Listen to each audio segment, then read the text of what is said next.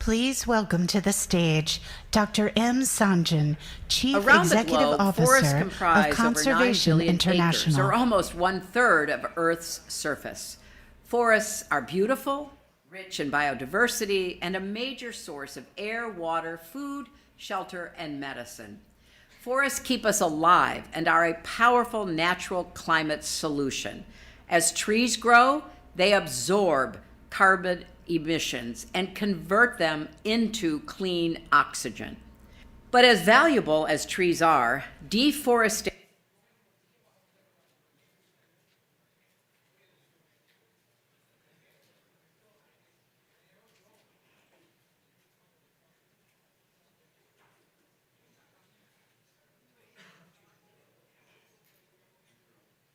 Around the globe, forests comprise over 9 billion acres, or almost 1/3 of Earth's surface. Forests are beautiful, rich in biodiversity, and a major source of air, water, food, shelter, and medicine. Forests keep us alive and are a powerful natural climate solution. As trees grow, they absorb carbon emissions and convert them into clean oxygen. But as valuable as trees are, deforestation and forest degradation are rampant. Between 2015 and 2020, we lost roughly 24 million acres per year, largely due to agricultural expansion. The chain reaction of increased greenhouse gas emissions, rising global temperatures, and devastating forest fires is alarming. And because forests provide livelihood for 1.6 billion people worldwide, the economic impact is also profound. Today, the Rainforest Alliance, working in partnership with Procter & Gamble and the global home improvement company, Kingfisher, is committing to manage, restore, and protect over 12 million acres of natural forests in 8 countries throughout Latin America, Africa, and Asia.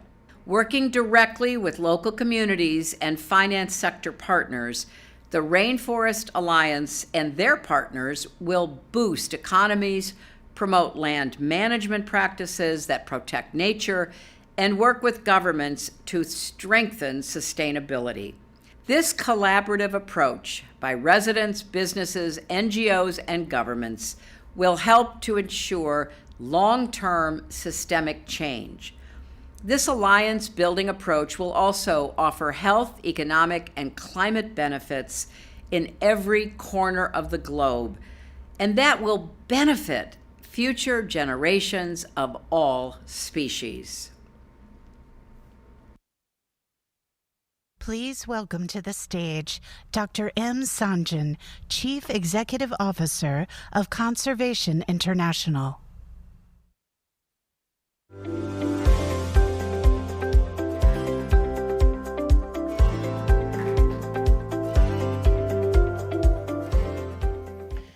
Good morning and welcome everyone. This is a really exciting panel to be part of.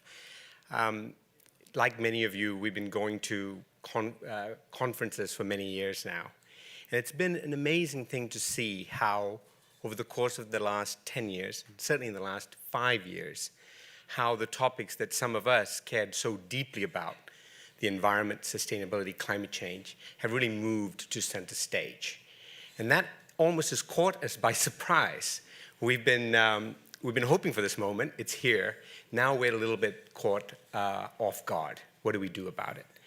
And President Clinton and the Clinton Global Initiative is all about action. And so today the conversation really is going to be about how we actually reach net zero.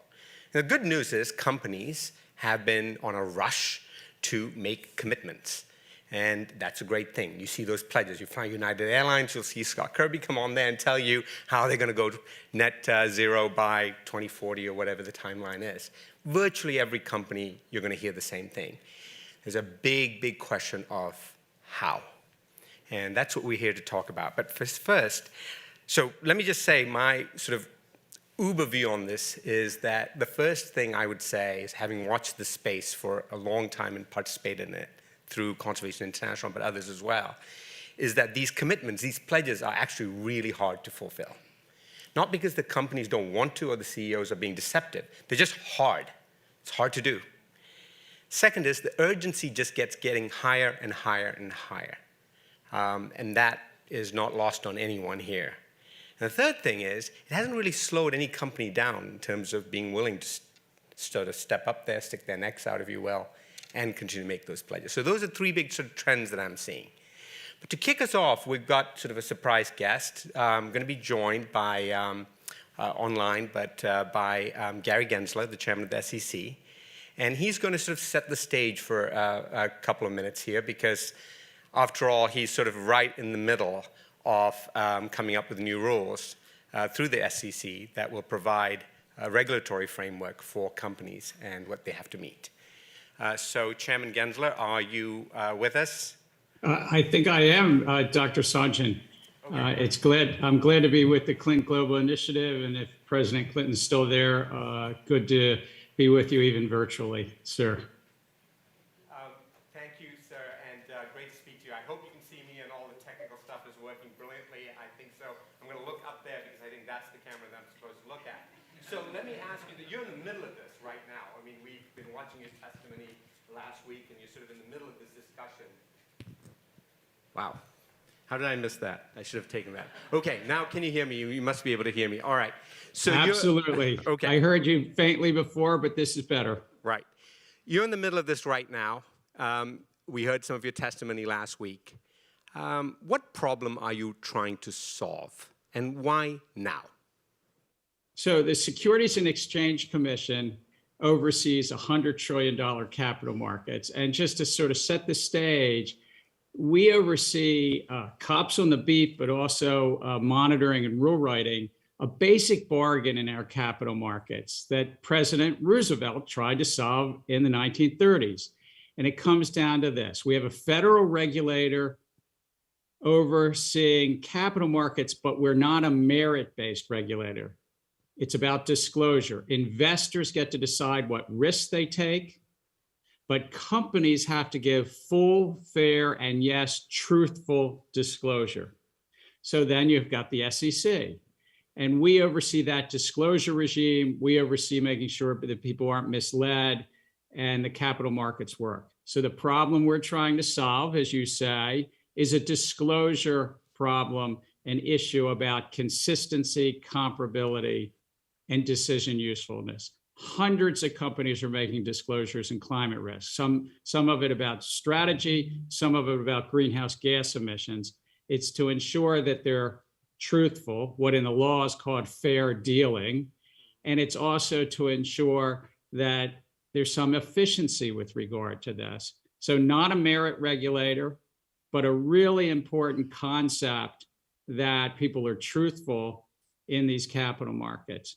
I would say one other thing, Doctor, is that when we get this right, when the Securities and Exchange Commission gets disclosure right, and we've had financials and management discussion of risks and management discussions of the environment since the 1970s, when we get it right, it benefits the companies raising money because it helps price their capital in a fair way versus others that might, you want to have some fair dealing amongst and between those that are raising money, and it helps the investors as well. So it helps both ends of the market. So great point. Of course, it helps both ends of the market. It is a little bit agnostic. What you're focused on is, the transparency beyond the disclosure. But given that much of this is still... And if I might say, and the truthfulness. It's not just transparency, it's the truthfulness of that disclosure as well. Okay, so let's talk about truth. So that's a little bit challenging, isn't it, given where we are with this particular field? This is a new field, and we're learning things all the time, and it's still mostly a voluntary field. So do you at all worry that we are penalizing companies that are sticking their necks up or putting their hands up and saying, we want to do this, as opposed to those who are not saying anything at all and still going about their business? Well, again, I mean, you use this word agnostic. That I'm in a job that I'm paid to be, as they say, agnostic between companies with different great ideas. But if the information is material to the investors, and right now we have investments measured in the tens of trillions of dollars of assets under management looking for climate risk disclosure. If a company were, as you say, raising their hand voluntarily, saying we're going to be net neutral in 20 or 30 years, it's relevant to the investors what that means for your business plans. It means what it might mean vis-a-vis your competitors. What's your customer base going to be doing? What are your supply chains going to be doing? And yes, ultimately, what are regulators and legislative bodies around the globe going to do? And that's called transition risk. And so investors want to understand those transition risks. And if you raise your hand and you make, a commitment, just like if you were a manufacturer of a product and you say this product is going to be this or that in 5 or 8 years, same question comes up. How's that change your business model? What risk are you taking on? Is that a good investment? How much coordination is there or conversation is there between regulators in different jurisdictions, between you and the Europeans or in the global South? How does that work?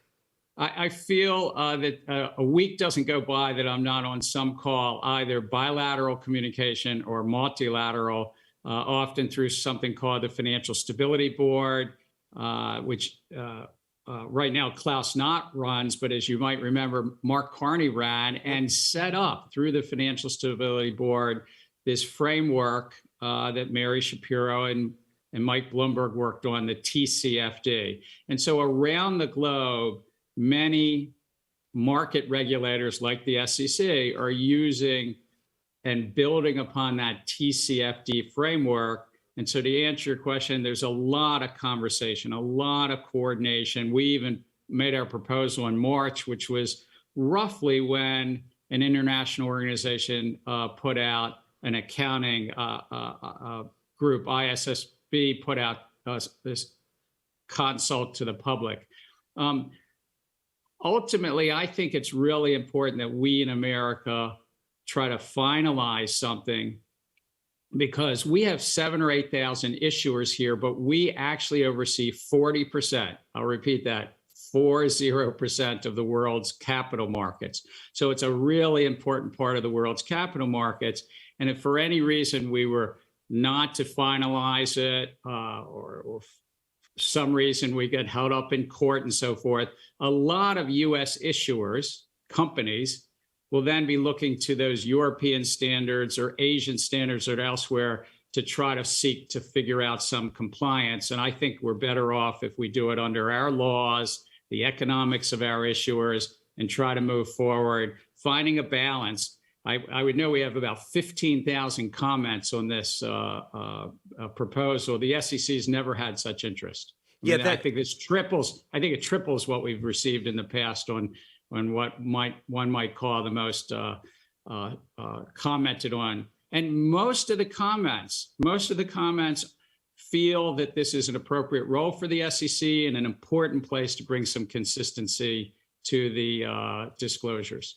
Yeah, I noted that you were pushing two things right now. One is on this issue, and the other is cybersecurity. And you'll see something like 150 comments on cybersecurity. And the last time I looked, it was 14,000, but you're correcting me and saying 15,000 comments on this. I was astonished by that. And it's also encouraging to think that most of these comments were positive. So what are the chances of this actually happening? What are the chances that we will have a regulatory framework by the SEC on carbon disclosure, within a year? Look, there's a lot of things we learn when we go out to public comment. And while in the main folks are positive, they have addressed issues around the cost of disclosure, around some specifics, around some footnote disclosures in the financials, and importantly, on the greenhouse gas emissions. There's been a lot of commenters coming in on these various scopes. Your audience knows scope 1, the company's emissions, scope 2, the electricity you might be buying, but scope 3 is not quite as developed, and what that means upstream and downstream. So we're going to take a look at all of those comments. thoughtfully go through them. Staff works on them, sends it up to a 5-member commission. I think we have a real role to play here to help bring consistency and comparability. There'll inevitably, as there ought to be in all of these things, be some adjustments in trying to find the balance. And of course, within our remit, disclosure-based, not merit-based, with how the courts interpret the laws. There's been recent court action about administrative state like the SEC that you are probably all aware about in this recent Supreme Court session. And so within that and these 15,000 comments, it's a great staff at the SEC. They'll sort through, they'll make some recommendations. 5 commissioners have to, play our role as well. And then my goal is to have a sustainable, if I can use the word of the day, sustainable rulemaking that's within the law, within our remit, and stays within that materiality, disclosure-based remit, which I do think helps issuers on the one side get comparability, knows how to do the disclosure, really helps the investors on the other side, helps price these risks in the capital markets. I would note, and it might not be the favorite thing for your audience, it also would help people to say, listen, I might be investing in green assets, but it might be equally somebody would say, with this disclosure, I can better price, and I think this is overpriced. I want to go the other way. I might want to, in the capital markets, do something which is called short the green assets, or go long folks that are innovating, you said, in a way that's different than mainstream approach. And that's what our capital markets do well. They help price risk and help entrepreneurs and big companies alike raise capital and investors save for a better tomorrow. Thank you, Chairman Gensler. Keep up the great work. Thanks for setting the stage for us. I think that really puts everything we're going to discuss today really in perspective. So appreciate your time, sir. All right, thank you. Be well.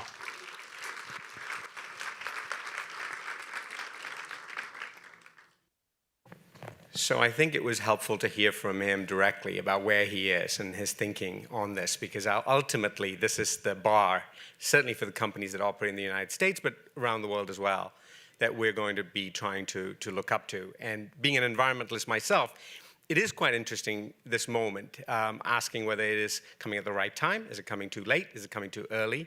What will it do to innovation? What will it do to great corporate partners who want to do more? And so for that, the panel that I want to now introduce is to really set a policy framework. So what can we do through policy? Like, he was pretty clear that he is a little bit agnostic about it. What he wants to do is ensure that corporation CEOs are truthful, in his own words. Policy really is about sort of laying the table, leveling the field, and making sure that things are possible. So with that in mind, I'm going to, excuse me on this because I've got lots of different pages here. So I want to introduce my panel. So first up, we'll have Frans Timmermans. He's the Executive Vice President for the European Green Deal and European Commission. Charlie Baker, Governor Charlie Baker from the Commonwealth of Massachusetts. And then Nili Gilbert, who's the Vice Chairwoman of Carbon Direct. So if I can have my panels here.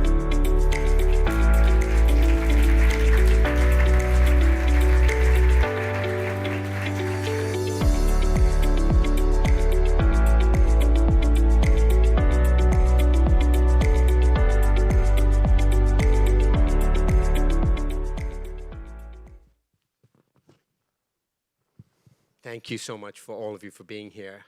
So while I shuffle my papers and get my questions together, the first and easiest question to ask is to Frans. Is it okay to use your first names?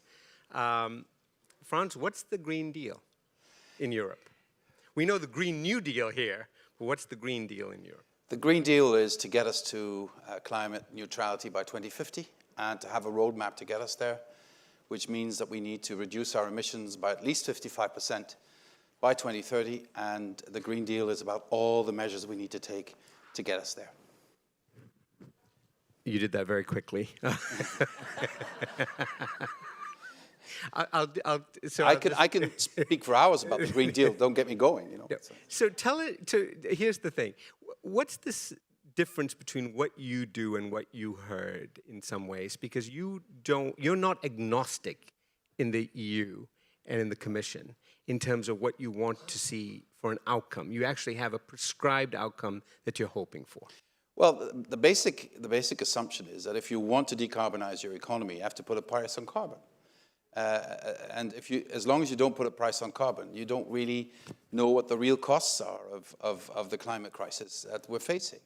And then if you put a price on carbon, the risk is always that it becomes punitive for people who already are under a lot of costs. So it means that if you want to put a price on carbon and you want to make sure the whole of society can bear the brunt of that, you need to have a just transition policy. So you need to make sure, you know, the one big comeback in all of this, and I say this about climate policy, but you should also look at it from the perspective of the industrial revolution we're in the middle of, is redistribution. Politics and the private sector have to reinvent redistribution under new circumstances if we want the whole of society to be part of this. And too many people in our society have seen the income differences increase.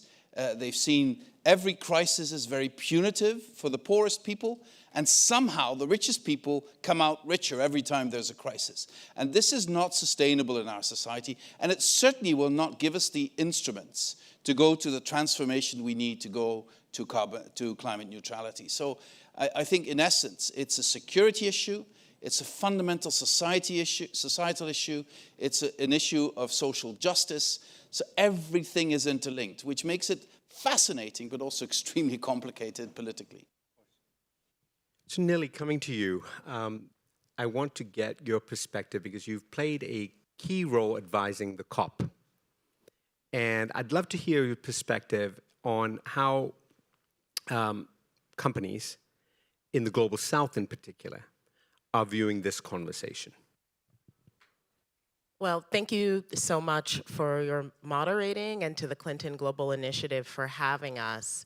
In addition to my role as the Vice Chairwoman of Carbon Direct, where we are working to build carbon management into the industry that it needs to be, I work as the chair of the advisory panel for the Glasgow Financial Alliance for Net Zero, which is actively engaged with COP, and in both of these roles, we talk with companies all around the world in the global north and global south, as well as communities about how they're perceiving the transition.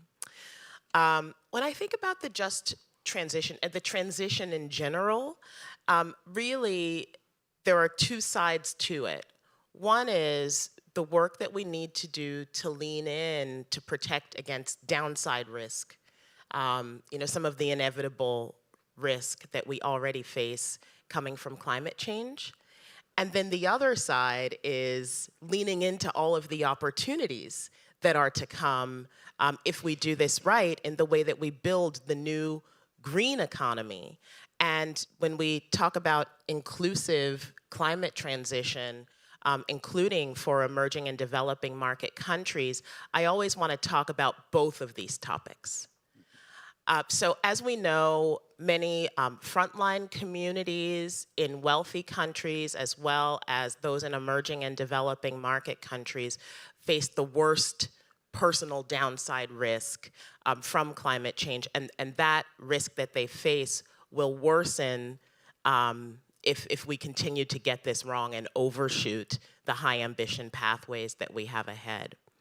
And so when we think about what we need to do and what we're hearing from those countries, one thing is they would like for us to spend more time talking about adaptation and resilience, not just on reduction and mitigation. And that's an area where we have not done as much as we need to. When we think about what we do to protect the downside, another area that we do a lot of work on at Carbon Direct is negative emissions. This is the part where, in addition to reducing emissions as quickly as we can, there's 20% of emissions coming from hard to abate sectors, the residual emissions that we're just going to have to find ways to sequester. And this brings me into the conversation about the forward-looking opportunities and really wanting to build the new green economy in an inclusive way. We know that it's going to cost about $150 trillion to transition the global economy to net zero by 2050, which means a lot of money is going to be lost from those who don't keep up with what's to come.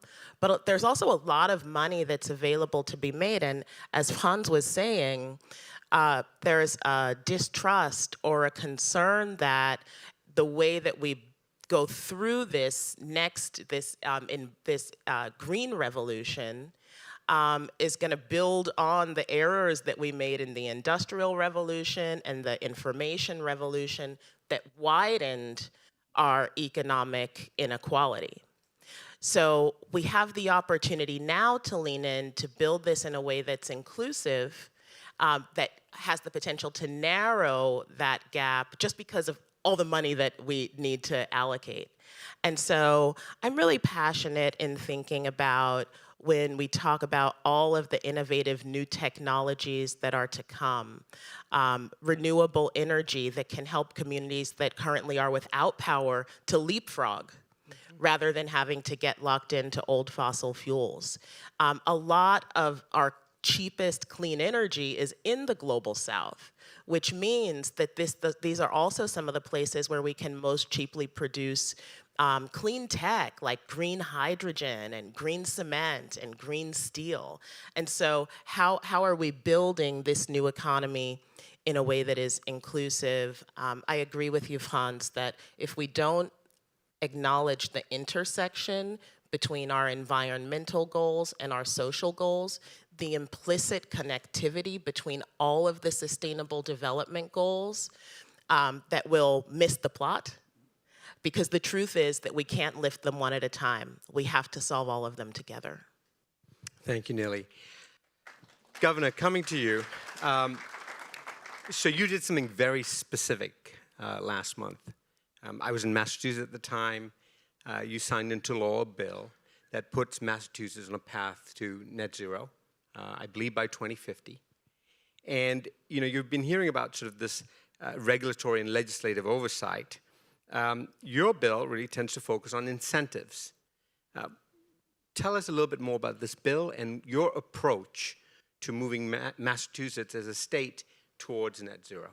Well, I'd say two things. First of all, that was the third piece of legislation that I signed since I've been governor. And I do want to point out that the legislation we signed in 2016, which was the first shot at going really big on deep water offshore wind off the east coast of the United States, translated into sort of the equivalent of a gold rush, because the price point we got on it really did shock the world in some respects, and people suddenly realized you could do offshore wind at a price point that was consistent with other forms of energy. And by the time we finish the fourth procurement and all of this stuff is in place, we'll be powering about 1.6 million homes in Massachusetts. But more importantly, almost every state up and down the East Coast suddenly decided to get into the space as soon as that first procurement came down. So people are now talking about as many as 20 gigawatts of deep water offshore wind being developed over the course of the next 10 or 15 years,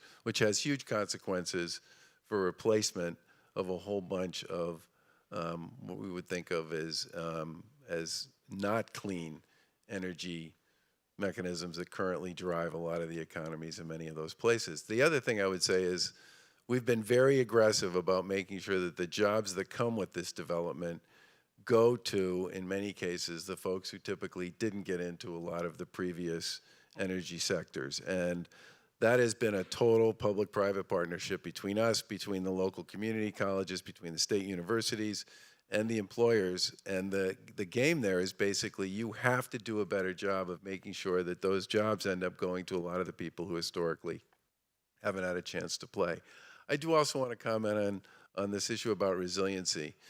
This is on a small scale. We're just a state, but I'm pretty sure we're the only state in the country that's done vulnerability planning in all of our communities and has actually started to spend money on dealing with many of those vulnerability plans and the issues that were raised by them. And environmental justice communities, more often than not, have more issues around vulnerability planning than just about anybody else.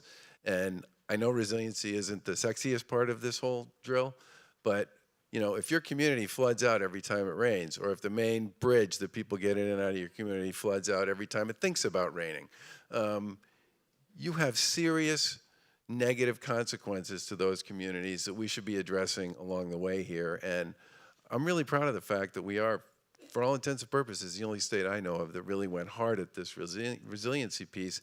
At the same time, we went hard at some of the issues around alternative energy solutions. And with respect to your first comment about incentives, I mean, the Inflation Reduction Act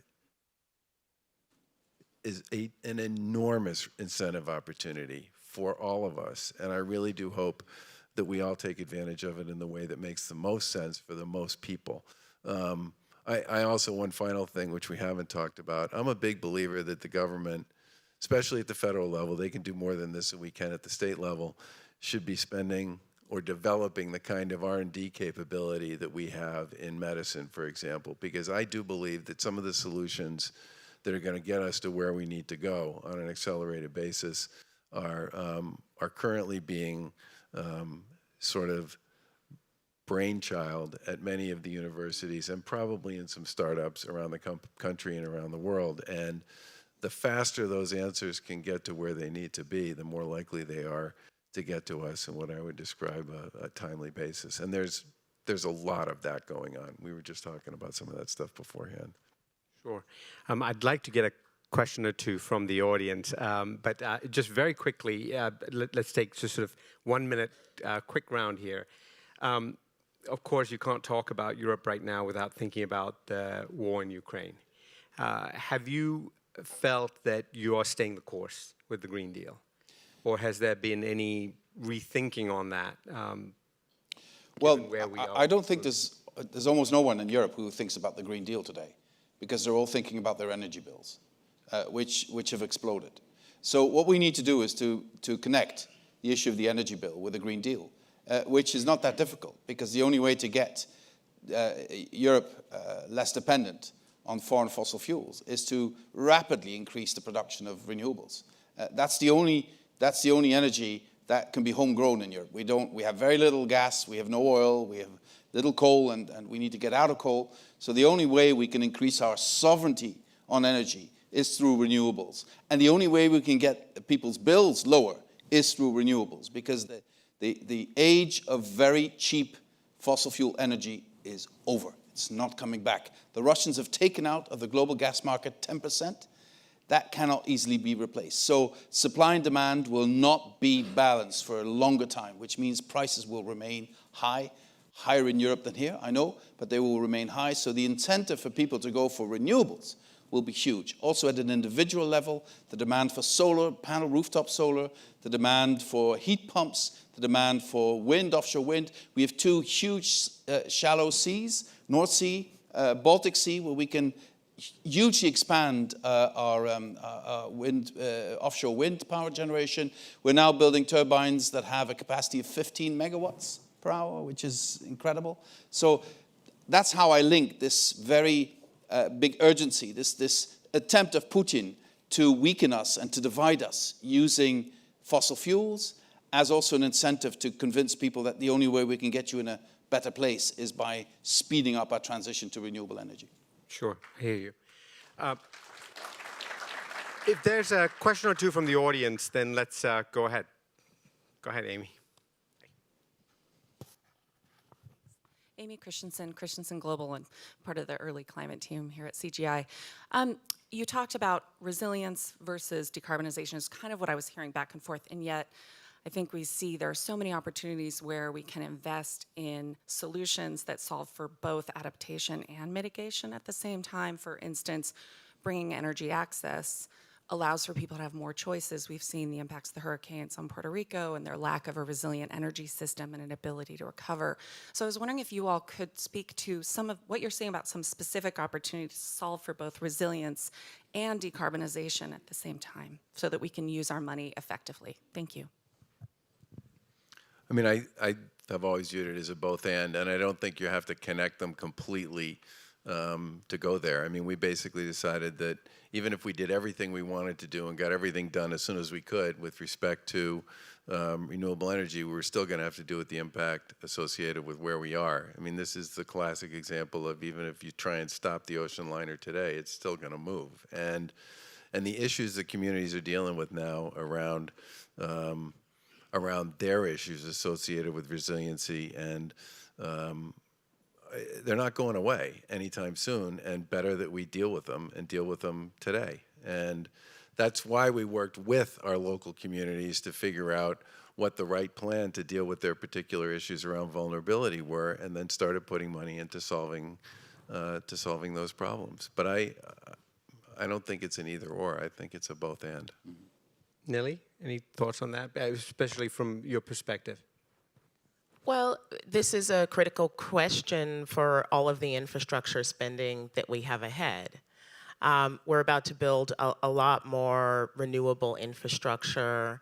We're going to put a lot of that infrastructure, I hope, into frontline communities and as well as emerging and developing market countries.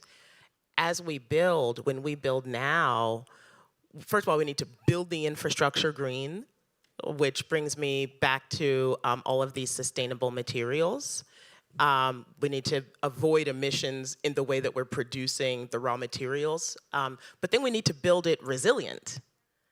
And so you asked for a specific example. Rihanna's foundation, the Clara Lionel Foundation, has done some work on healthcare systems and schools in the Caribbean, which were built, first of all, to support the community, to support the social objectives. But when they built this infrastructure, they built it green, so decreasing the emissions, reducing emissions that are coming from that infrastructure, from those facilities. But then also, the facilities can serve as backup for the community in the event of hurricanes. They're emergency shelters. And so this is an example where they're solving at least 3 challenges at one time in the way that they build. And this is coming back to how we need to solve connected goals at the same time, lift all of our goals together. When we're doing one thing, we need to think, how can I do 5 things with this one act? Any other questions from the audience? There's a mic is already with you. Go ahead. Yes. Hi, Ann Finucane. If I could ask this question, you know, what Mr. Timmermans is speaking about in the EU in terms of the reduction, 50% reduction, and what the US is doing in terms of the Inflation Reduction Act, one is an incentive, the other is compliance. But in Europe and the US, and we probably can presume that China has enough money to deal with the issues of climate change if they choose. Nonetheless, the developing world is what is left behind. And that $150 trillion, Neely, that you just spoke about, where's it coming from? Can we not apply some of what we've done in terms of ingenuity, and this gets back to a corporate sort of public-private alliance that we did during World War II of creating armaments for the troops and the allies during World War II by transforming factories into armaments factories, or even Operation Warp Speed, where, and it seemed like a matter of weeks and months, we went from nothing to vaccinations that were available generally in the world. Is there no way for us to try to do the same in this acute issue? Great question. I'm dying to answer that question because I think it's a crucial question. You know, the IRA is a wonderful thing. And when it came out, we in Europe, we was sort of dancing on the table saying, okay, now we're on the same track. And then we start reading it. There is a risk of protectionism in it as well. And that's what we need to avoid across the Atlantic. We need to sit down together with the administration and say, look, we have a collective responsibility on a global level to make sure that what we do here is shared with other countries, but not in the traditional way of selling them stuff we make, but putting them in a position. I want Africa to build its own solar panels, to build its own wind turbines, to have its own green steel, et cetera, et cetera. And that should be our commitment to this global development. And I know that's difficult because our industry will say, no, it's us first, and then we'll see after that. But we just don't have the time for that. We don't have the time to go through a traditional industrial development, we first and then the others. This has to be tackled at a global scale. So we need sharing technology. We need to avoid the mistakes we made with solar energy 20 years ago, where it was developed in one place and it was sort of captured by another place. And then, competition was, you were beaten on the head with your own technology by somebody else. That's not what we want. But we need to create far more global supply chains, global transformation chains in our industry. And I think everyone can profit if we do it in that way. But especially the developing world can profit from that. Because look, I was talking to the president of Senegal the other day. You know what the average age is of people in Senegal? 19. Can you imagine how much potential these young people have? Can you imagine how much misery there's going to be if we don't unlock the potential of that young generation? So this is what we need to be doing. And if we don't do that, we give a huge opportunity to the autocrats in the world to tell people that this is all against their interest, that there is an opposition between being pro-climate and pro-social.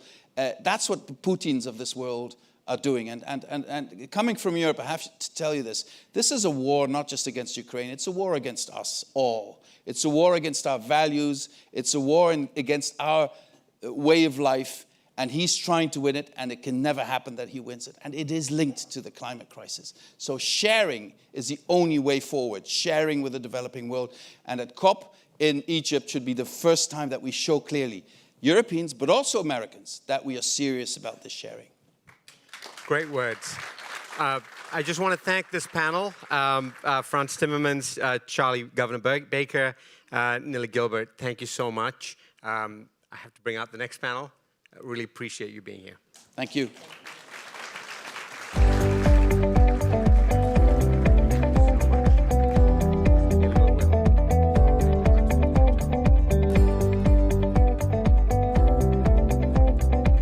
Okay,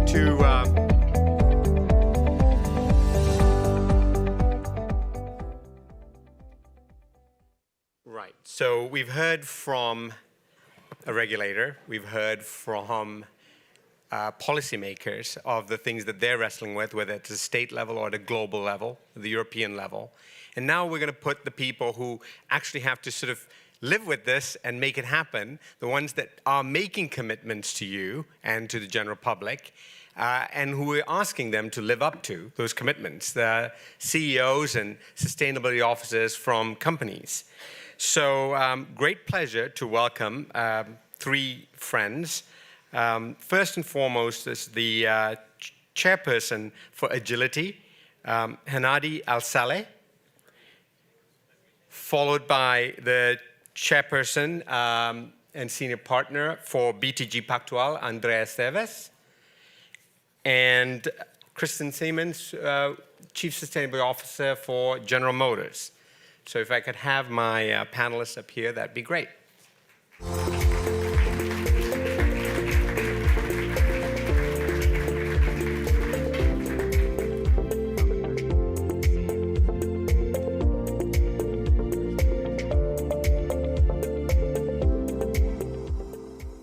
Thank you so much for being here. So I'm going to just start right away with you, Hanadi, because you operate in very hard to decarbonize sectors, on logistics, on supply chains.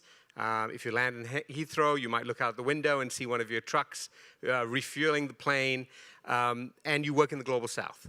So based on what you've heard, what is your take on net zero pledges and the role that policymakers and regulators are going to play in a business that must be complex already to begin with, particularly in the countries that you're operating in? Thank you for having me over here, Dr. Sanjay. So, as you mentioned, we are a company listed on the Kuwait Stock Exchange with an emerging market platform. We are in sectors that are very difficult to deal with. For example, we are in the emerging markets, we are in hard-to-abate sectors, asset-intensive with very complex supply chains. And we're in a region in the Middle East where it is the most vulnerable to these climate changes. Today, you have around 12 million people who are losing access to fresh water. Not just that, when we think about the climate agenda and the green agenda, it's not that simple. For example, when we look at our assets and we think about transforming it into an electric assets, how do you do that when 95% of your electricity is actually fueled by fossil fuels? But that doesn't mean you don't do it and you don't commit. On the contrary, it just means that corporates like us have to be more ruthless and committed to the green agenda. And let me tell you what's worked for us and how we've worked with regulators. So from our perspective, it really takes three things. First and foremost, it's a mindset shift. It's organizational transformation, and you have to be committed, and you have to be committed to spending more and identifying your assets and raking in that data. I think that's first and foremost. Second of all, when I look at our company, we have two pillars. We have our operating businesses, as you mentioned, and then our investments. Let me tackle our investments. So we've used the lever of investing to support our operating businesses. Today, ESG is a core part of our investment criteria. We've allocated more than $150 million in this space to support these businesses. And we do it for two reasons. First of all, it's right. These technologies are clean and they're innovative. And not just that. I think every corporate has a role, a fundamental role, that they have that cash flow allocation to invest in these technologies, support these entrepreneurs, test the technology, and make sure that it becomes part of that value chain and that ecosystem. That's how we play a role in this. Second of all, we believe in the first mover advantage. We do believe there is considerable upside with regards to investing in these technologies. And let me give you just a few examples of what we've done. So we used to be a former logistics owner, and now we're the second largest investor in the third largest freight forwarding company around the world. So trucking contributes quite a bit of emissions around the world. In the US, it contributes 7% of emissions to that industry. We've invested in a company called Haiyan, which is focused on electrified trucking. We haven't only done that in the US, but we've also done it in Europe with a company called Volta. We're also investors in another solar thermal energy called TVP. We use those solar thermal panels in Kuwait to support the powering of air conditioning in most of our facilities. That's how we approach it from the investment perspective. And then when I think about sort of the operating businesses, we make sure twofold. One is that they identify their roadmap and they make commitments. For example, Menzies, the ground handling company that you mentioned, they're committed to carbon neutrality by 2033, but not just that. This year, they're committed to issuing their science-based targets. And they work with partnerships. For example, Clean Skies for Tomorrow, which is focused on increasing the use of sustainable aviation fuels up to 10% from where it is today at 1%. We have another, when I talk about difficult sectors, another company we own, TriStar, a fuel logistics company in the emerging markets. You can imagine the board discussion when we talk about TriStar. But they have not shied away from it. They have a very focused environmental impact team, which is focused on procurement and streamlining their operations. And these are just a few things that we do as a corporate in order to tackle this agenda, put our neck out there, and commit to it. Hanadi, I'm very, I know there's a clock ticking, but I do want to ask you a very, very quick follow-up. Why? I mean, this is all voluntary right now for the most part, right? So why are you doing this, especially when you may not actually know how you're going to get there? Because you yourself said, look, it's important that we stick our necks out there and commit. But are you willing to commit even if you're not 100% sure about the path to get there? Absolutely. I mean, literally, this is the only way to future-proof your business, to future-proof our business. I'll give you a small example. Our second largest warehousing logistics parks is in Saudi Arabia. Who would have thought that it would snow in Saudi Arabia? I mean, literally, think about it. It snowed in Saudi Arabia last year. So what does that mean? Our warehouses got impacted. One of the warehouses completely broke down. We had to go back, reinvest, and change our design. Today, our engineering design teams are actually rethinking all of the existing warehouses alongside the emerging markets, and how do we redesign all of them going forward. I mean, these are real problems. This is the only way for you to future-proof your business, not simply for your shareholders, but for your stakeholders and the communities you live in. Right. Thank you. Andre, full disclosure, Andre is on the board of Conservation International. Usually he's the one asking me questions, so this is a rare opportunity to maybe hit him up for a donation at the end of this conversation.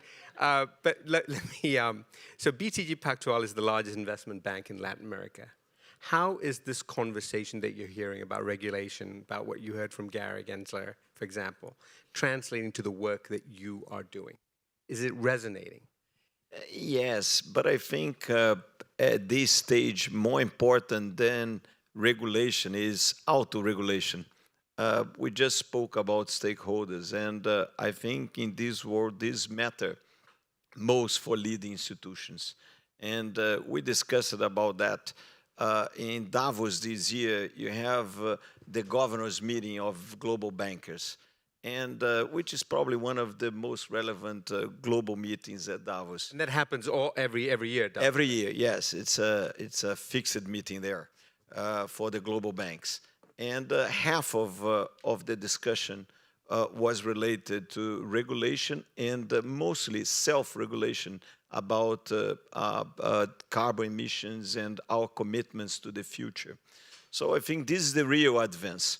I like it very much, the speech and the direction of Chairman Gensler. I think the direction of SEC, because all of us are making commitments, but it's important for the investor to understand the commitments, to have transparency on the commitments, on the achievement of the commitments. So I think my view is that regulation will be relevant. Auto-regulation or self-regulation will be even more relevant, and the transparency around that will make really things happen and people understand what the lead institutions are doing. So that's the direction, and I like the direction that we are having. Thank you.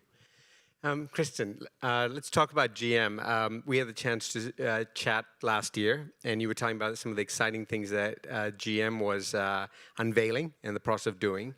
It seems like there's been a rapid shift in the manufacturing industry, but in the auto industry in particular, in terms of coming to net zero. Can you talk a little bit about what you are committing to, and then, your feeling on whether these commitments can be met in the timeline that we have? Sure. Yeah. So first off, thanks for having me here today. We've made some very ambitious goals at General Motors. Back in January of 21, we committed to be carbon neutral in our products and operations by 2040. We also said we plan to eliminate tailpipe emissions from our light-duty vehicles by 2035. Those are both based on science-based targets. So we have approved science-based targets for Scope 1, 2, and 3. So wait, by 2035, zero tailpipe emissions. For light-duty vehicles, that's our plan. Okay. Yeah. So very ambitious goals, and a lot to do to get there. But we've made a number of announcements recently on products that are well on our way. We plan to have 1 million EV vehicle capacity in both North America and China by 2025. You talked about setting ambitious goals and can you get there and how we're going to get there. And one of the ones I would talk about is our renewable energy goal. As we had set a goal back in 2016 to be 100% renewable energy for our operations by 2050. Last year, or actually 2 years ago, we accelerated that to 2035. And then as we got into it last year, we said, you know what, in the US, we can be there by 2025, and we're well on our way. So you talk about setting a goal, and it's a tough goal and an ambitious goal, but once we start going and really getting the commitment, we've been able to accelerate them, and that's happening across the board within the company. So it's a really exciting time for us. And you came out of the production side of the business, right? You've been at GM for a long time. So when you look at the commitments that your CEO, for example, is willing to make, say, on a stage, what's the hardest part of a company like yours actually meeting that commitment? Is it the supply chain must be quite complicated. Yeah, so yes, I've been with GM for over 28 years. About 26 of those I spent in product development. I'm an electrical engineer by degree, so most of my background was within product development. But I think the exciting thing at GM is our business goals, our sustainability goals, and our cultural goals are all one. So the company is really all moving together, in the same way, focused on the same ambitions, because it's the right thing to do. It's good for the business, and it's good for the planet. You talked about our supply chain, and that's certainly an area that gets a lot of attention. Actually, we have commitments in place to source all of the materials needed for our batteries for our commitments through 2025. So we're well on our way. We've made announcements recently with Livent lithium. We've got nickel commitments, cobalt, CAM method. So all of the battery materials that we need are well on our way, and really working closely with our suppliers on their sustainability journey as well. In fact, last year we issued what we call a supplier ESG pledge, where we've asked our suppliers to make their own commitments around sustainability and carbon neutrality, as well as a commitment around human rights and ethical sourcing, so that we make sure that they're really driving those behaviors and those cultural requirements through their supply chain as well. Andre, I have a question for you. If you have a thought, please add that to it. There's one area that we haven't really talked about, which is incredibly relevant, particularly for the Global South. So, if you fly over Africa today and you look down, you don't see a lot of lights. Yet there's significant emissions coming from Africa, and it's not because of electrification or heavy industry, it's because of land degradation and land change. And that really is driving carbon emissions. So here's kind of a shocker. Most of you probably know this, but even if overnight we miraculously and instantly went to zero on all of our energy use, we'll still overshoot the 1.5 degree target for Paris. And that's because at 20-30% of that carbon emissions really comes from land transformation. And here's the even bigger shocker, right? So I have a 3-year-old daughter. The one thing I can guarantee you is when she is my age, energy will be cheaper, it will be greener, and it will be more accessible by more people. What I can also guarantee you is nature and land degradation is not showing any trajectory of getting better with time. It only shows trajectories of getting much worse with time. You're a huge investor in forestry, in forest carbon, and in restoration. Can you talk to a little bit about what that is about from an investment perspective and why you think it's so important for Brazil and other countries around the world? Yeah, well, I think you gave a perfect example, right? It's the emissions in Africa are more or less equivalent to Europe these days, not because of the car fleet in Africa. Certainly, there is another reason. And leading financial institutions have an additional responsibility and also a privilege of being agents of transformation of this challenge. And I will go back to the first question regarding regulation, right? It's, of course, we are committed of not financing coal plants. But we should not use our commitments in a stubborn or in an inappropriate way. We should continue to think with creativity and initiative about how to deal with the challenge. I will give you a perfect example. This is a hard to decarbonize problem. Absolutely. We had a big international energy company, a top 5 in the world, that needed to sell because of their global commitments, a coal plant, power plant in Brazil. And generally, you have these global opportunistic funds that can purchase. It's all legal and regulated. Instead of doing that, we team up with a local well-established infrastructure fund together with the local regulators and financed this fund together with regulatory commitments to acquire this power plant and reduce the lifetime of that power plant in order to using this change of hands event as a very important reduction in the coal plant average life. This is a situation where you use your balance sheet to promote an anticipation of the goals. So we should not have regulation that avoid this kind of initiative or creativity that clearly is beneficiary for the society. That's one comment.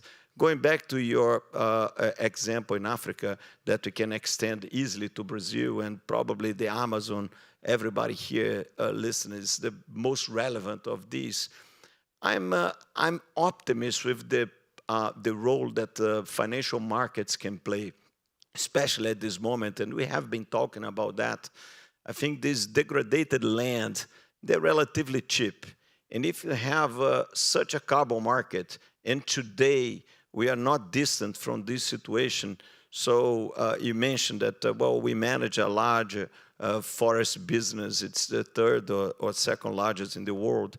You can buy this land, degraded areas, promote reforestation there, use carbon markets to get credits, and this being a viable investment opportunity. So I think markets are getting close of being part of the solution of such complex challenge. I think governments, even being efficient, they will not fulfill the responsibility.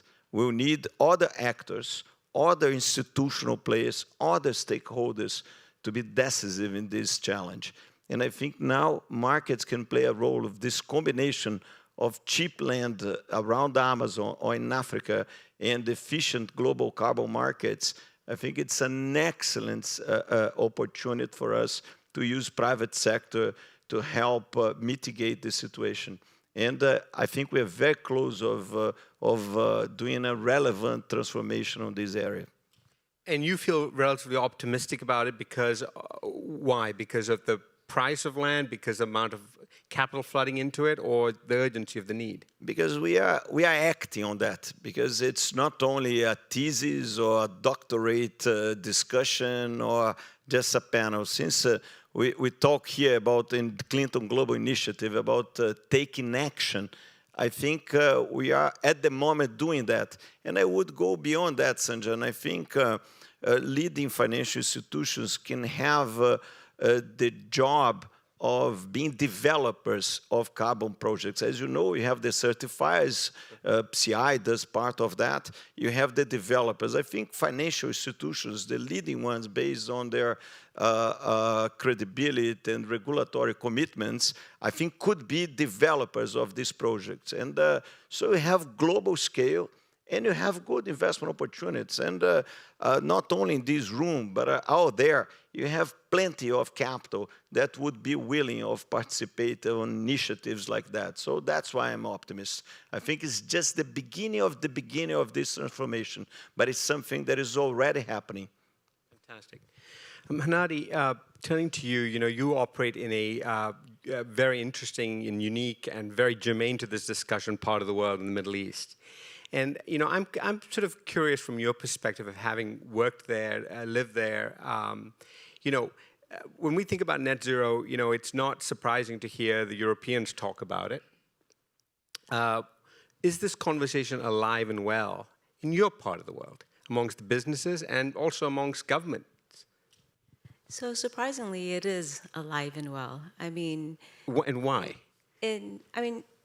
From a few fold. So if I look at the GCC itself, we look at Saudi Arabia and UAE, both have committed to net zero emissions by 2060, 2050, Qatar the same, and by 2040, if not mistaken. And Kuwait, even though it's committed, it hasn't yet to commit enough. It's committed to a reduction of just under 10%, over the next 2 decades. it's important because of a fewfold. One is, this is where capital is going nowadays. I think it's really critical to understand that. And it's important for these countries to understand, for the GCC to understand that today they are 100% dependent on fossil fuels. When you think about the incomes in these countries, they're 100% dependent, and they're on a race to diversify. This is a strong area in which they can diversify and creates tremendous opportunity, not simply for the country, but the stakeholders, but also the citizens at hand. And these are the kind of discussions that we actually have with the government. For example, we're in the process of investing proactively in data centers. And these data centers are long-term sort of procurement projects that are issued by the governments. Part of the key aspects of this dialogue is, how do you make this green? Not just that, we're developing a 1 million square meter plot of land in Kuwait that was issued to us, it was a bid that we won from the government. One of the key areas and reasons why we won it is because we committed that over 50% of the water is going to be from wastewater treatment, and that more than 5% of the energy provided is going to be from solar panels. So these discussions are live and well and quite critical because of the vulnerability we face in our regions. Kristen, last thought to you. One of the things that you also focus on is equity. So how does equity weave into the commitments you all are making around net zero? Yeah, thank you. So, one of the things as we make this transition to an all-EV future at General Motors, we want to make sure that that includes everybody, and everybody can be part of that transition, regardless of, if you're coming from a community that's disproportionately affected by climate change. And transitions like this have a tendency in the past of leaving communities behind, and we want to make sure that doesn't happen. So we have a focus on equitable climate action. It's rooted in 4 key areas. The first one being the future of work. We want to bring our workforce along with us. Our UAW partners are key to our success and have great knowledge and expertise. And so whether it's additional training on our current workforce or that, they're all part of that future with us. The second area is on EV access. One of the things that's really important at General Motors is that we offer products across every price point and segment. So again, everybody can be part of this transition. It's not just an affluent, option. And maybe it's even ride-sharing capabilities that allow everybody, again, to experience the EV. The third one is around charging access and making sure that the infrastructure is there and there aren't charging deserts where people don't have availability, whether you live in an urban area or a multi-dwelling home, that you still have access to charging. And then the fourth one is around Climate Equity Fund, and we actually made an initial commitment of $25 million. We recently doubled that to $50 million, and it's about working with grassroots organizations in communities that really understand the challenges and are putting initiatives in place to make it an equitable transition for everyone. So since inception, we've already partnered with over 40 different organizations across various communities with everything from training technicians for working on EVs to providing rideshare access in EVs for senior citizens. So a lot of different initiatives really at the grassroots level that understand the challenges that certain communities face. Terrific. Kristen Simons from General Motors, Andre Esteves from BTG Pactual, Hanadi Al-Saleh from Agility. Thank you so much for being here with us. Really appreciate the conversation. Thank you. Thank you.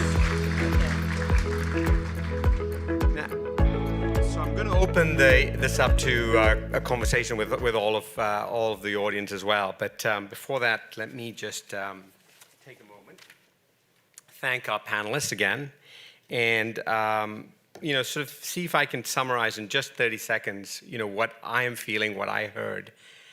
Every CEO that I've ever had the chance to speak to has spoken about net zero commitments with sincerity, with honesty, often from a very personal perspective. This is what I saw, this is what I heard.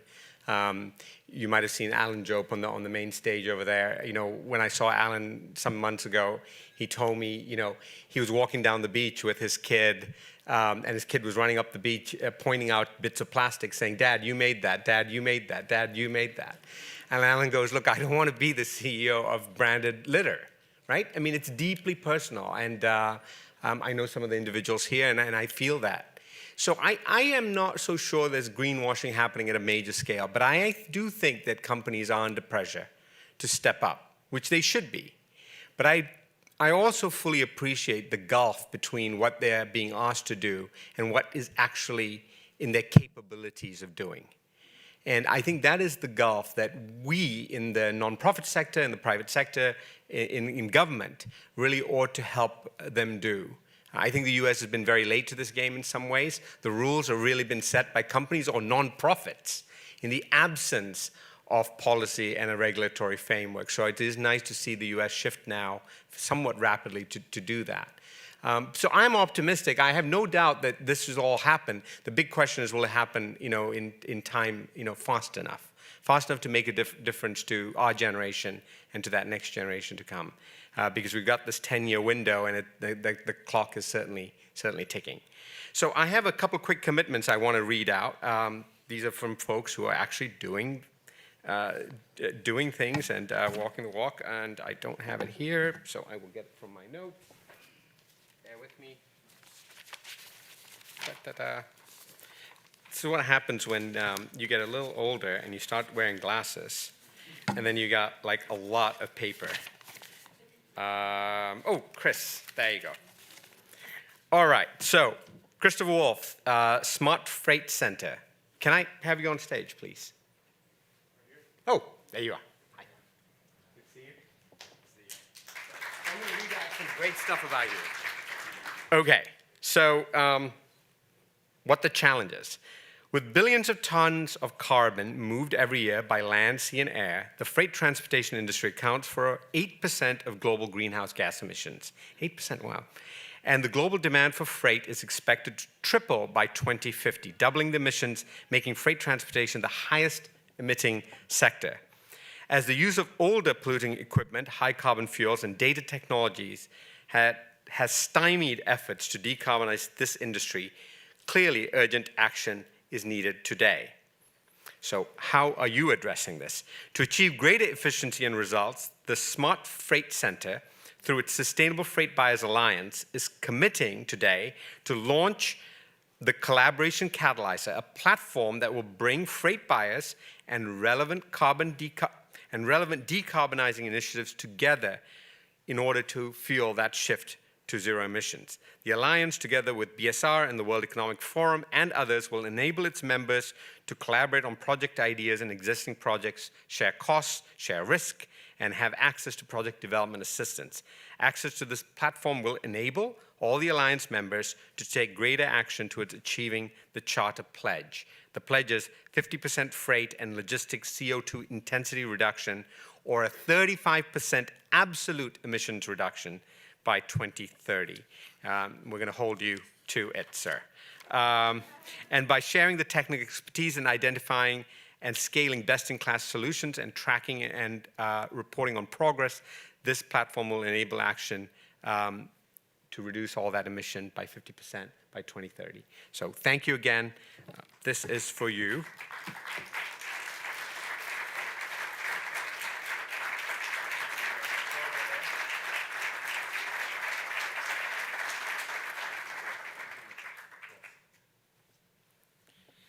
All right, so we have one more commitment, but this one I don't actually have to read because the gentlemen can talk about the work. They can talk about the work themselves.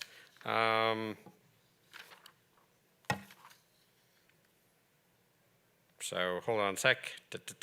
You'll return. Oh, Andre Turney. Hi, how are you? Why don't you come up, because you can announce the commitment yourself.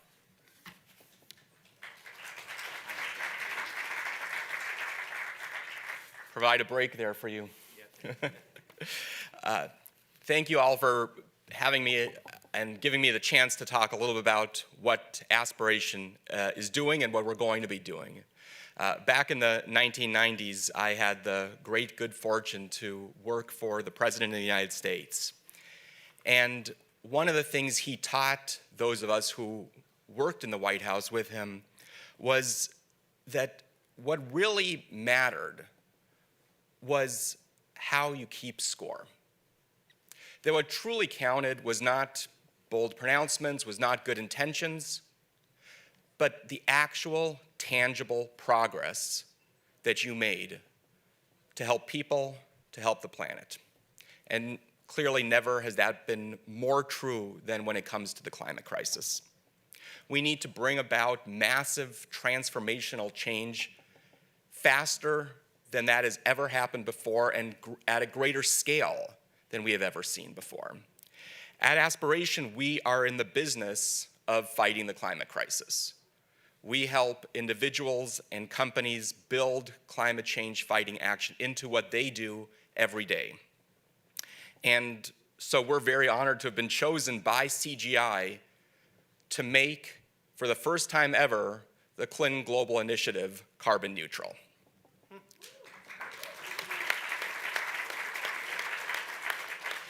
We partnered with CGI and the Clinton Foundation to undertake a comprehensive approach and look at the carbon footprint and greenhouse gas emissions of this meeting.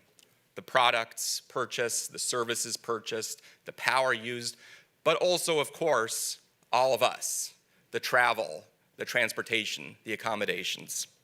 And then we are going to be offsetting those emissions with very high quality carbon reduction programs that meet our aspiration standard.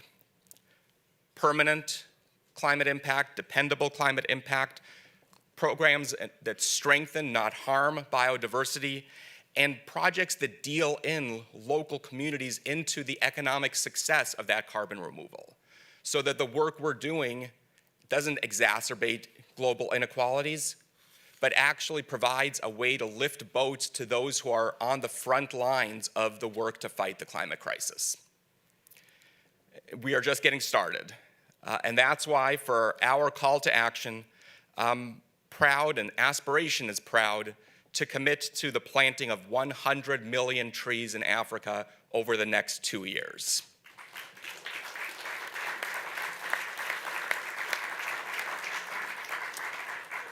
These will then be tied directly to measurable, verifiable removal of many, many millions of tons of carbon dioxide.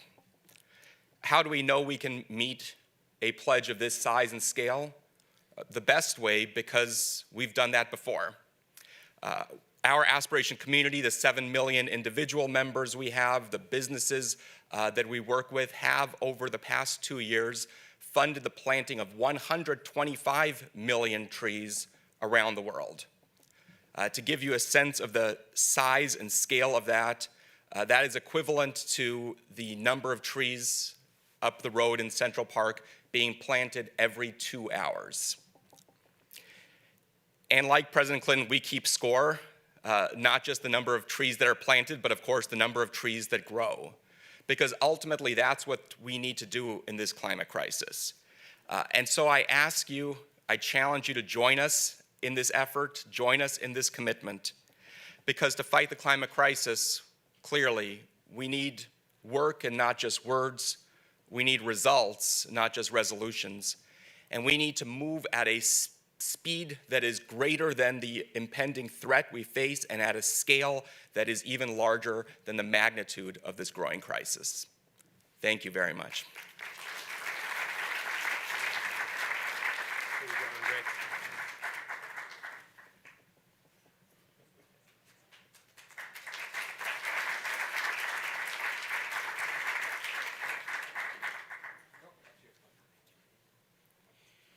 Folks, I know in the interest of time, thank you. I just want to thank everyone for hanging in there, staying with us. I think lunch is out there somewhere. Really appreciate this conversation. I hope we learned a lot together and look forward to seeing you at the rest of CGI. Thank you.